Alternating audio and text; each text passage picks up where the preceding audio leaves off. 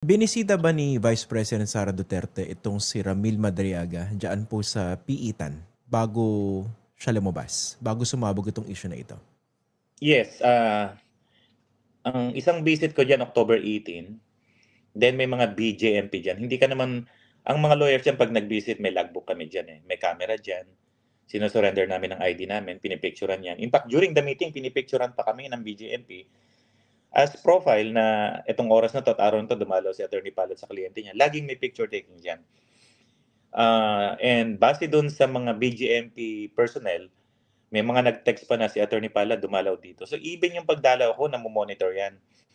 So nung dumalaw si BP daw nun, ang huling message sa akin is that October 19 ng gabi dumalaw daw doon. Pero hindi daw bumaba si Caramel, hindi niya kinausap. So yung visit na yon confirmed from several sources. Di ko na lang sasabihin, confirm yan na talagang dumadalaw si BP roon sa Annex 2 gabi. Siya ba yung binibisita specifically? Well, sabi ni Caramel, gusto siyang kausapin pero hindi siya bumaba. Hindi siya Ilang bumaba beses doon. daw pong nag-attempt yung Vice President na kausapin siya? Ang sabi niya sa akin isa, tapos sumunod na visit, yung si Yusek Joyce dapat na ang nag-visit doon. Allegedly para sa isang programa daw ng OBP na pag-aralin yung mga anak ng mga detainees ng Annex 2. So nung nagsimula na yung pagkuha ng mga pangalan ng mga anak sa nag-aaral, medyo kinabahan na siya roon. Sabi niya, bakit kailangan pati yung mga anak namin hanapin yung address, pangalan. So natatakot na siya roon sa aspect na yun. Sa pagkakaalam ninyo, sa pagkakasabi sa inyo, mga nakailang bisita po yung Vice Presidente dito kay Ramil? Yung sa text na naka-receive sa akin, isa yung October 19 ng gabi. Although hindi natin alam kung pinapa-logbook ang BP sa ganyan, no? Kasi 'pag mga VIP yan, I don't expect na ipasusulatin sa logbook yan, hahanapan ng ID. Siyempre 'pag nag-visit ang mga VIP diyan, may ano yan, eh, may approval ng mga BAJMP warden yan. Alam nila yan, sasalubungin yan, nakakapasok ang kotse niya, hindi kinakapkapan yung mga yan. Isa yung October 19, kasi mismong visit ko, eh, meron palang nag-i-spy. Hindi alam nung BJMP personnel, yung pinadala niya ng text, eh, nag-report din sa akin na, oh, alam na dumalaw ka dyan. So, kinonfirm yung dalaw. Yung another visit is that hindi ko alam yung eksaktong date and time. Pero sabi sa akin ng source is that binisita rin daw ni BP Sara si former Congressman Tebes. Sabi lang Pero sa akin yun. separate visit yung kay Tebes, I separate think so, visit yung sa separate daw kliyente yan. ninyo. Yung October 19 visit na binabanggit ninyo, anong oras daw po dumating yung Vice Ang Presidente? sabi gabi daw po eh. Basta gabi ho. Gabi. Mhm. As in bumaba yung Vice Presidente and wanted to talk to Hindi ko Ramil. sure yung details kung bumaba, pero ang sabi ni Caramil, hindi daw siya bumaba. Ano yung basa ng kliyente ninyo? Bakit siya binibisita? Bakit siya binisita ng Vice Presidente? Hindi ho siya bumaba, so hindi ho niya nakausap. Hindi, ano yung iniisip niya? Bakit ako gustong bisitahin ito? Yung iniisip niya. Siguro ho, kasi remember bago sumabog tong topic na 'to, meron na ring mga vloggers na binabanggit yang topic na 'yan, na dinadalaw ni VP Sara si Caramel. Siguro chine-check siya, binabantayan kung ano ang kung may gumagamit sa kanyang ibang politiko, baka magamit siya ng ibang politiko. Siguro chine-check, 'yun ang kutob niya na kaya siya dinadalaw sa dami ng usapin na nakakaharap ang OBP po.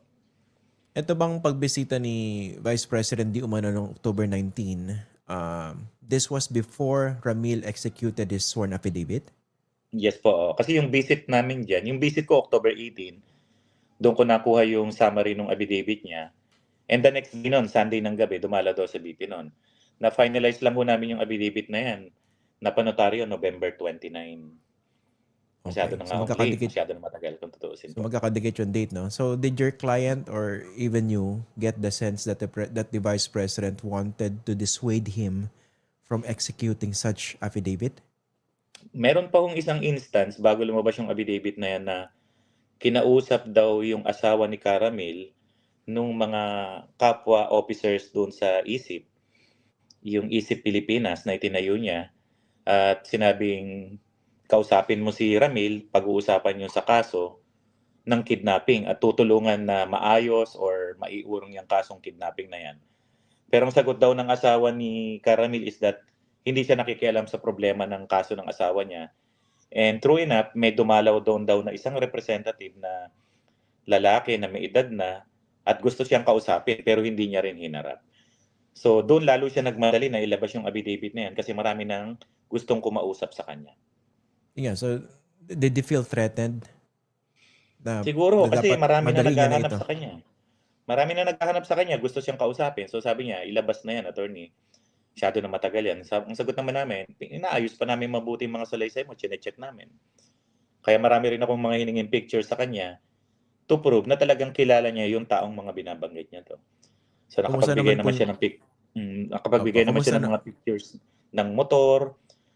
Ang sabi niya, naregaluhan siya ng motor ni former President Duterte, 2 Ducati, 2 Harley Davidson. Sabi ko, pahingi ng picture ng motor. Sabi niya, connected siya sa eSIP. Sinerch namin sa SEC. Meron nga. Nakakita rin kami ng mga photo ng certification na nakapirma siya bilang convener. So, at yung mga screenshot na kung ano naman, nag-Zoom meeting sila ni VP Sara na yung aktibo talaga niyang yung kanyang presensya doon sa OVP. Na-convince niya kami na kilala niya talaga itong mga binabanggit niya. Okay. Pero kumusta po yung kanyang seguridad ngayon? Kasi kung yun ang pakaramdam niya before, medyo he might have felt threatened. Kumusta yung security po niya ngayon dyan sa Piitan? Is a concern? Okay naman po. Actually, mahigpit sa Annex 2. Hindi ho dyan pwedeng kausapin siya ng kung sino-sino nang hindi niya aproban. In fact, kahit ako dumadalaw dyan, kailangan pang i-clear, kailangan pang malaman ni Warden na may dalaw si Caramil. Ganyan kahigpit dyan. At ang sabi niya, magkakasama naman daw sila sa selda ng mga co-accused niya. Hanggat magkakasama sila, hindi na i-split yung grupo nila, feel secure naman po siya sa Annex 2.